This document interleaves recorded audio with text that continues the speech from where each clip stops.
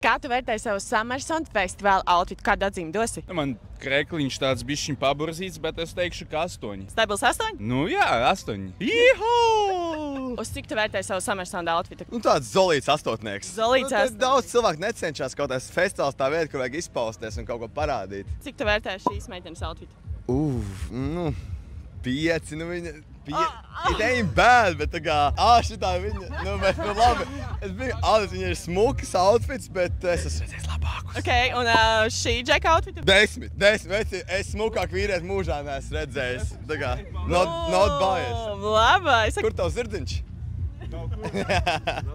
Kā tu vērtēji savu Summersont festivāla outfitu? 9. 9, labi. Vienmēr var labāk. Un ja mēs paskatāmies šo čali, kādu atzīmi dos viņam outfitam? Manuprāt, ļoti labi. Var redzēt, ka ir piedomāts. Man patīk cepurīte. Es lieku 8. Es nāku jums pa vidu. Stilīgi zābaki. Paldies. Meitenes, uz cik jūs vērtējat savu outfitu? Es teiktu 8. 8? Es arī domāju, ka 8. Vakardienas bija noteikti labāks. Labi, skatieties, jums parādīšu tūlīt bildi. Kāda atzīme? Šireiz jau labāks. 10, labi. Ok. Man ļoti patīk. Nu, 9, 8. Uz cik tu vērtēji savu festivāla outfitu? Jā. Ko ar 4 no 10? 4, bet tev ir stilīgs brilles.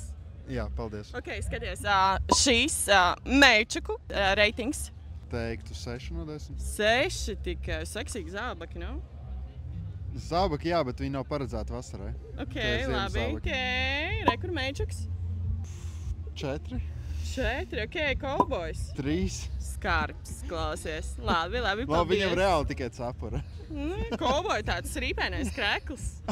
Jā.